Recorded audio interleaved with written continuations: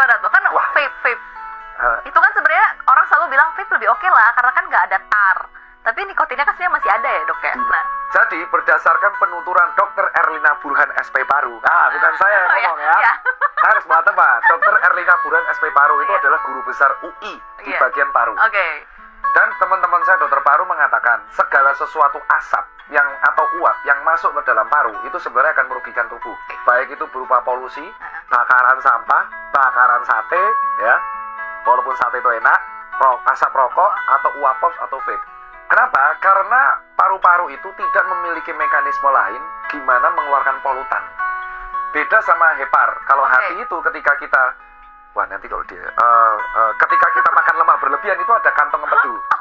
Ya, bahkan ketika alkohol masuk ke dalam tubuh, itu ada hati yang mengolah. Makanya ketika kita minum alkohol berlebihan itu yang berdampak paling parah hati, jadi sirosis.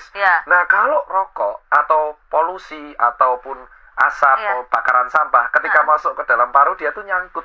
Nah, kalau asap dia nyangkutnya di dalam, maka ketika dia nanti di X-ray, paru-paru akan tampak isinya udara berlebihan. Karena dia bisa masuk nggak bisa keluar. Kalau si POTS sama vape itu uap. Jadi ketika di dalam paru nanti parunya jadi kayak popcorn.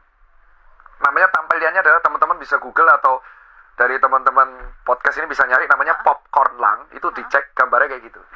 Oh, itu karena POTS. Dan kenapa kok ketahuannya baru sekarang? Karena POTS dan vape itu dia kan tidak selama rokok ya. Dia baru ketahuan 10 tahun terakhir. Dan penelitiannya itu namanya metodenya cohort. Jadi dilihat perokok-perokok dibandingkan dengan POTS dengan vape itu efeknya apa. Memang betul POTS itu jauh lebih ringan daripada rokok. Dalam kandungan apanya nih, Dok? Nikotin dan tarnya. Betul. Makanya tujuannya orang diciptakannya POTS dan vape itu tujuannya sebenarnya buat terapi kayak close dose. Jadi orang yang pengen berhenti rokok, terus akhirnya dialihkanlah dia lewat POTS supaya nikotinnya bisa dikontrol sampai akhirnya dia stop sama sekali. Tapering down. Nah, betul. Nah, itu istilahnya itulah. Istilah susah itu ya.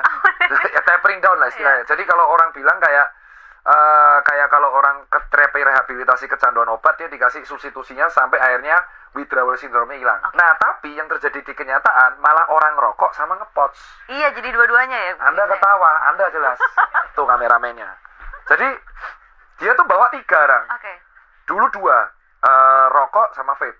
Sekarang rokok, pots, IQOS. Nyebut merek. Gak apa-apa dong, gak boleh sensor dong. Itu nyatanya gitu. Jadi bawa tuh 3. Itu mahal loh. Iya.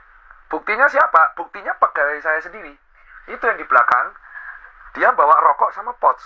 Si tegur, ya kan saya hidup sehat kayak bapak bilang. Dulu rokoknya sebungkus, sekarang rokoknya sehari 4, potsnya 1. Itu sama aja. Nah, di sinilah yang aku bilang bahwa kalau Anda dulunya rokok, terus jadinya ngepots, akhirnya berhenti. Itu tapering down yang bener. Nah, yang jadi masalah dia dulu nggak merokok, malah beli pots. Tuh yang ketawa. Dah. Tim Anda kan semuanya, timnya kakak tuh, diceramain itu kak. Kakaknya nggak ngomong, nggak ngepot. Strike. Wah itu, Anda itu harus ngikutin talent Anda gimana sih? Maaf ya saya marahin. Iya. Ya itu contohnya, jadi tidak lebih baik satu sama lain. Oh, jadi sebenarnya nggak lebih safe juga ya. Tapi kalau POTS mengakibatkan diabetes, benar nggak sih, Dok? Ini menurut kreatif saya ya, yang nyari-nyari. Dia sangat passionate tentang POTS nih kayaknya.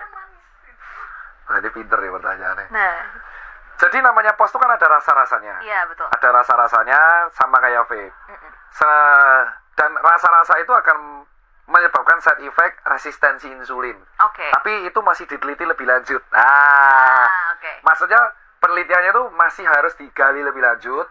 Hipotesanya berbagai researcher ini mengatakan konsumsi vape dan POTS berlebihan, hipotesanya diduga menyebabkan peluang untuk resisten insulin. Kalau insulin resisten, otomatis gula darahnya potensi naik. Tetapi efek yang paling sering terlihat itu popcorn lung. Tapi itu pun terjadi pada orang yang nge-vape dan POTS-nya berlebihan. Jadi bagi saya, buat teman-teman yang stress release lewat nge-POTS, ya kalau nggak bisa berhenti, yang penting jangan berlebihan dulu. Karena kalau sampean berlebihan, yang rugi sampean sendiri. Ciri khasnya 2. Kalau rokok udah berlebihan, ciri khasnya di pagi hari, pasti dia dahannya akan putih. Jadi dahannya ngumpul di sini semua. Karena polutan kan. Defense mekanisme tubuh, silia-silia nanti di tenggorokan akan mengeluarkan lendir. Dia ngumpul di sini. Nah kalau nge-POTS, ciri khasnya dia serak terus. Kayak ada airnya gitu loh. Kalau ngomong, kayak ada airnya. Kayak orang wheezing jadinya. Nah, Dua ini ciri khasnya kalau dia sudah ngerokok dan ngepotnya berlebihan. Nah, kalau yang paling parah, dia ludahnya hitam.